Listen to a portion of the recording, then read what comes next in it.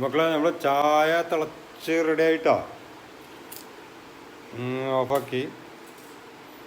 Okay, ഞാനിപ്പോൾ ഇതെന്തിനാ കാണിച്ചതെന്നല്ലേ, ഇതിലും ഒരു ശാസ്ത്ര നിരീക്ഷണമുണ്ട്. ഒന്ന് വെറുതെ ഇങ്ങനെ ചുഴറ്റിയിട്ട് ഒന്ന് കറക്കിയിട്ട് ഇങ്ങനെ വെച്ചാലേ,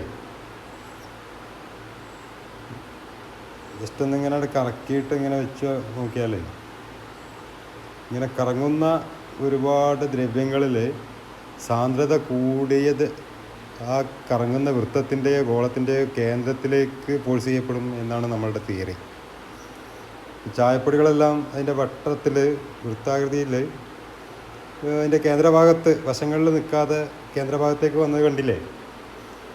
ഇതേപോലെ വാഷിംഗ് മെഷീനിലും നമുക്ക് ഒബ്സർവ് ചെയ്യാൻ പറ്റും.